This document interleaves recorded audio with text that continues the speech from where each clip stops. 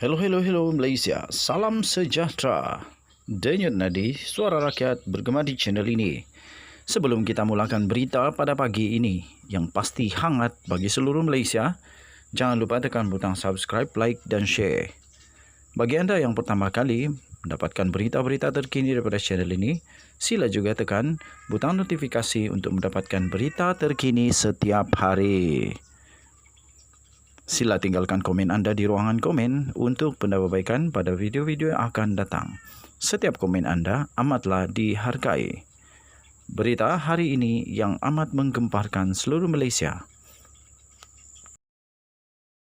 Salam sejahtera Malaysia, selamat pagi tuan-tuan dan puan-puan yang dihormati sekalian. Denyut nadi suara rakyat bergema di channel ini. Berita hari ini dipetik daripada inforakyat.net bertajuk Hina Penganut Hindu, Tok Mat kena siasat polis. Berita penuh. Hina penganut Hindu, Tok Mat kena siasat polis.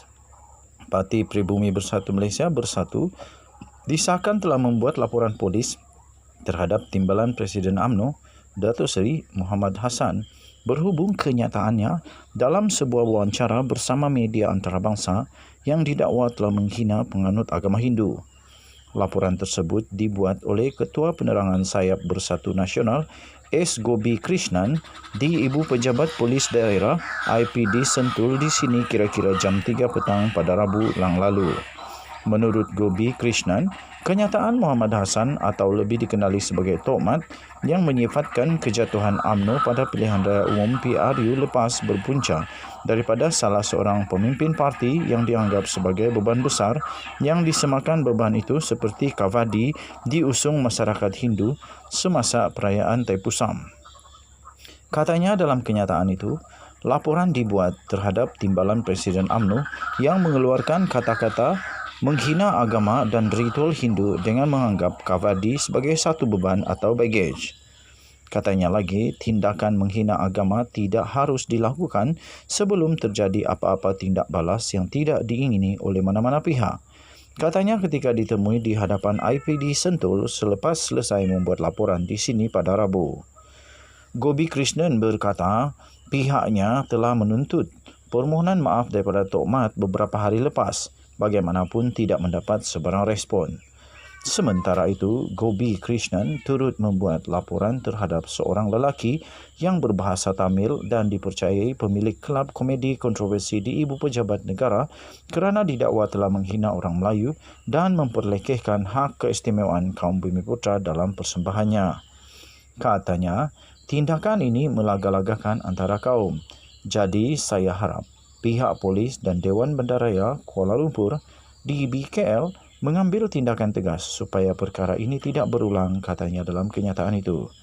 Ujarnya lagi, kita hidup aman damai dan tidak mahu apa-apa perkara yang menjejaskan hubungan antara kaum, ujarnya dalam kenyataan tersebut. Sekian berita, salam sejahtera Malaysia. Berita ini dipetik daripada inforakyat.net bertajuk Hina Penganut Hindu, Tok Mat kena siasat polis. Untuk mendapatkan berita lengkap, sila layari inforakyat.net. Malaysia kita punya, cintai Malaysiaku, kita jaga kita. Jangan lupa tekan butang subscribe, like dan share. Tekan juga butang notifikasi untuk mendapatkan berita terbaru setiap hari daripada channel ini. Denyut nadi suara rakyat bergema di channel ini. Kita jumpa lagi. Selamat pagi Malaysia. Bye-bye. Salam sejahtera Malaysia. Selamat pagi tuan-tuan dan puan-puan yang dihormati sekalian. Kamu jangan kena penyakit pendarahan pankreas pula. Lucu juga komen-komen orang ni.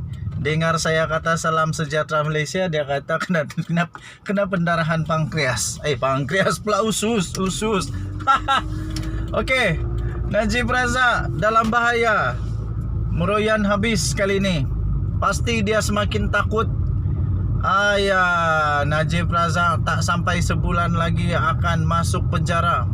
In fact, sebenarnya tuan-tuan dan puan-puan, kalau bukan budi bicara belas kasihan, baik hati mahkamah kepada Najib Razak dah merasa makanan penjara sekarang ini. Kalau bukan budi bicara, saya pikir kerana jasa Najib jugalah. Bagus juga. Semuanya bergantung kepada budi bicara mahkamah. Dan saya pikir itu satu yang okey lah. Kan okey lah. Walaupun ramai yang tak puas hati. Kenapa pesalah-pesalah lain yang lebih ringan dia punya kesalahan tak ada lagi masuk penjara sambil buat rayuan. Tapi Najib tak apalah, bagi Chan kepada Najib. In fact dia dah rasa dah sekarang apa makanan dekat penjara. Okey. Sekarang ini Najib Razak semakin takut dan satu Malaysia. Semua orang kata Najib Razak sebenarnya sedang cuba. Najib Razak sedang cuba untuk panjangkan proceeding SRC. Okey, ramai orang duk kata permohonan batalkan bicara SRC itu untuk usahakan panjangkan proceeding.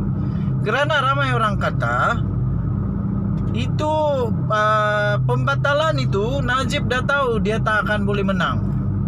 Najib dah tahu peluang dia untuk menang tak ada. Peluang dia untuk dapatkan pembatalan itu tak ada. Kerana macam mana dia nak menang? Kalau dia dapat batal pun sabitan dia oleh Hakim Mahkamah Tinggi Nazlan. Tapi dia tidak dapat batalkan 3 orang hakim di Mahkamah Rayuan. Kecuali Hakim Mahkamah Rayuan pun bersetuju bahawa dia tidak bersalah. Tapi takkan pula Mahkamah Rayuan tiba-tiba tarik pula, oh Najib tak bersalah, dia tak memalukan negara. Jadi walaupun begitu Najib Razak tampil bagaikan hero Laksamana. Yelah, kan dia pernah jadi hero 1MDB, mencipta sejarah untuk negara Malaysia, membuatkan Malaysia terkenal di serentero dunia. Tahniah diucapkan, terbaik Datuk Seri Najib, engkau memang hebat. Dia tampil dan menafikan bahawa permohonan batalkan bicara SRC usaha untuk proceeding, untuk panjangkan proceeding mahkamah. Jadi kalau Datuk Seri Najib Tun Razak tahu bahawa dia tak boleh menang, macam mana dia nak kalahkan 4 orang? Paling-paling dia boleh kalahkan seorang, Hakim Nazlan Ghazali. Tapi macam mana dia nak kalahkan yang 3 orang tu lagi? Datuk Seri Najib Tun Razak menafikan sekeras-kerasnya dakwaan pihak pendakwaan bahawa permohonannya untuk mengisytiharkan perbicaraan penyelewengan dana SRC berjumlah 42 juta ringgit Malaysia yang dihadapinya adalah batal dan tidak sah adalah semata-mata bagi memanjangkan proceeding dan tujuan sampingan yang lain.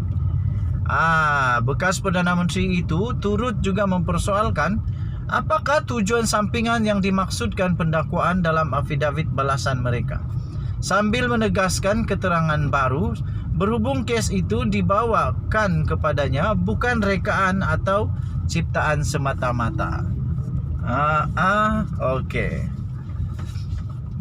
Najib pada 7 Jun yang lalu memfailkan notis usul untuk memohon mahkamah menimbangkan supaya diadakan perbicaraan semula berikutan Hakim Mahkamah Tinggi Datuk Muhammad Nazlan Muhammad Ghazali yang mendengar perbicaraan dan mendapati beliau bersalah di atas 7 pertuduhan sengaja gagal mendedahkan peranannya dalam Maybank Investment melalui Bina Fikir Sdn Bhd berkaitan dengan penubuhan SRC.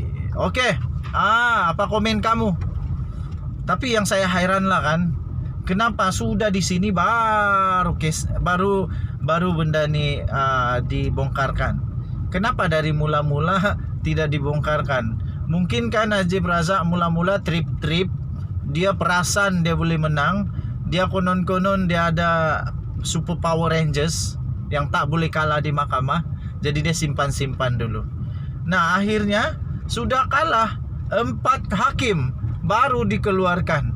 Hairan juga, mana perginya dulu fakta ini? Takkan baru tahu.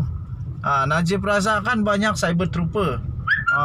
Najib Razak banyak dia punya tim pasukan yang bijak-bijak lagi handal.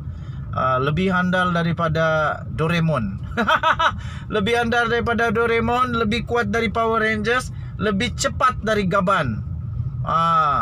Tapi kenapa kali ini mereka lebih lambat daripada siput gondong emas? Lebih lambat daripada siput. Akhirnya bos sudah masuk di mahkamah.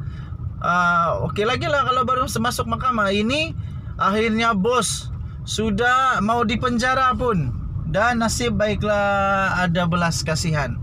Kalau tidak, bos sudah makan nasi di penjara, baru tim bosku bertindak. Kasihan dia, merasalah kui makanan penjara. Hahaha. Tak apalah, apa boleh buat kan. Oke, jadi Najib menafikan. Jadi selepas ini apa lagi entah. Tapi tak apa. Yang penting pendengaran bulan 8, bulan Ogos ini. Rosma Mansur bulan Ogos ke bulan 7 ini. Zahid Hamidi pun tak lama lagi. Aku pun tak tahulah kalau Zahid Hamidi didapati bersalah dan dia masih tetap dipertahankan sebagai Presiden UMNO. Aku pun tak tahulah apa, kenapa dan mengapa. Takkan UMNO nak simpan Zahid kalau dia bersalah. Itu buat satu beban, memalukan UMNO. Come on lah, come on. UMNO, hidupkan semula UMNO yang dulu, yang hebat itu. Sekarang pecah belah. Ini semua mungkin satu saja sebab utama dia. Memang macam satu saja sebab utama, yaitu sebabnya kerana 1MDB, kes Najib Razak. Jadi semakin membesar. Zahid Hamidi pun sudah terikut-ikut. Jadi semua pun terikut-ikut. Akhirnya membesar, membengkak jadi bara kanser yang teruk. Denyut nadi suara rakyat bergema di channel ini. Kita jumpa lagi. Selamat pagi Malaysia. Bye-bye.